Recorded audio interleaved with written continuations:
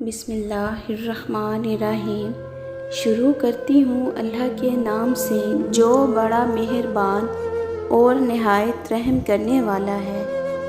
عبادتیں قبول ہوں نہ ہوں، ندامتیں ضرور قبول ہوتی ہیں، اور یہی توبہ کا فلسفہ ہے۔ توبہ ایسا دروازہ ہے جو موت کی ہچکی تک کھلا رہتا ہے۔ دعا ایک ایسا عمل ہے جو تقدیر کو بھی مات دے سکتا ہے۔ ضمیر ایک ایسا ساتھی ہے جو ہمیشہ حق کی راہ دکھاتا ہے۔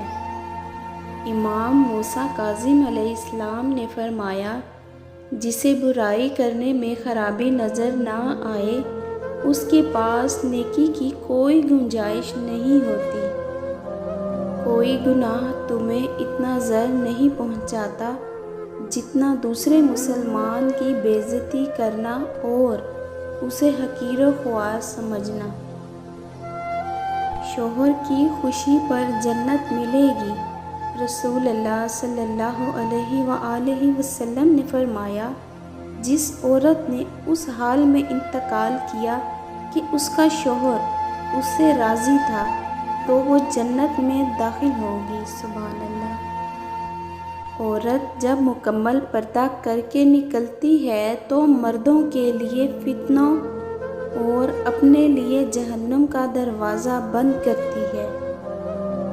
بھلائی کرتے رہیے بہتے پانی کی طرح، برائی خود ہی کنارے لگ جائے گی کچرے کی طرح۔ کتنی گہری بات ہے۔ کسی بزرگ نے بولا، جو شخص صبح کے وقت آسمان کے تارے دیکھے گا، اس کی قسمت کا تارا ہمیشہ چمکتا رہے گا۔ مانگنے والے کو دنیا دیتی ہے اور دینے والے کو اللہ دیتا ہے۔ پیسے کمائیں یا نہ کمائیں، دعائیں ضرور کمائیں، اس سے جھونپڑی میں بھی محل والا سکون ملے گا۔ باپ کی لائف گزر جاتی ہے بیٹے کی لائف بناتے ہوئے، اور بیٹا لکھتا ہے، my wife is my life. باپ کی دولت پہ گھمنڈ کرنے کا کیا مزہ؟ مزہ تو تب ہے جب دولت اپنی ہو اور فخر باپ کرے۔ ان ہاتھوں کو بھول کر اپنی دنیا میں مگن نہ ہو جائیے، جن ہاتھوں کو تھام کر آپ دنیا کمانے کے قابل ہوئے۔ اپنی زندگی سے ہزار شکایات تھیں، مگر اس تصویر نے خاموش کر دیا مجھے۔ وہ جو منت مانگتے تھے بیٹے کی، انہیں بڑھاپے میں بیٹی نے سنبھالا۔ باپ کا بس چلے تو اپنی بیٹی کی زندگی کے سارے کانٹے چن کر پھول بچھا دے۔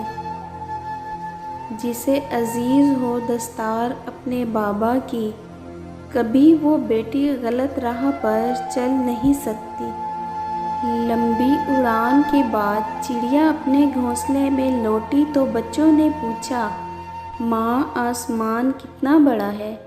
اس نے بچوں کو پروں میں سمیٹتے ہوئے کہا، والدین کے سائے سے کوئی چیز بڑی نہیں۔ بے شک زندگی میں بہت سے لوگ ایسے بھی ہوتے ہیں جو وعدے تو نہیں کرتے مگر بہت کچھ نبھا جاتے ہیں۔ اصل میں وہی آپ کے اپنے ہوتے ہیں، جن کے بال سفید بھی ہو جائیں مگر خون سفید نہیں ہوتے۔